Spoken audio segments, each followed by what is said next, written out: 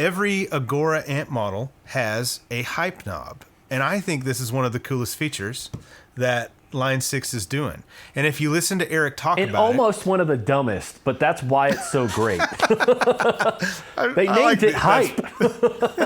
It's funny. When Eric talks about it, he does say that, okay, this takes your 100% accurate as they can model it and makes it less accurate, which is funny to me, but more polished, more like the tone you might hear on an album using that amp.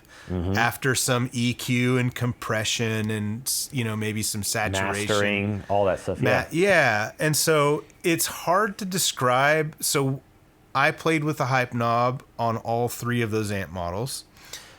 And Eric has said this, and I thought it was true. It does different things to every amp model. It's not a single, it's not like, oh, you turn this and it adds 2K and it compresses it this on every amp. No, it's specific to each amp model. And there isn't any, like, Line 6, to my knowledge, hasn't released anything saying this is exactly what it's doing.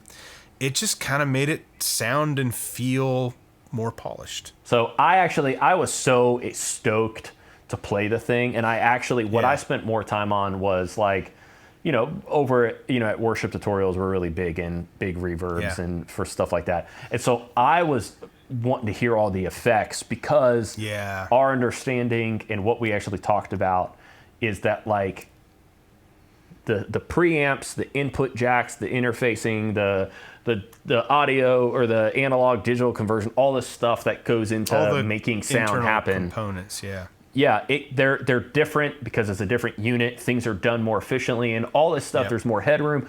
All of this is, like, leading to things sounding better, even if they didn't change a single thing, like software wise. I'll say, like, having captured so many amps.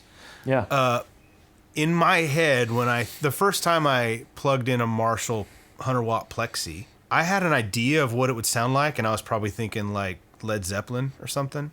And it's not really always what it sounds like. What you think an amp sounds like, based on recordings of it that you've heard, is not what the amp actually sounds like.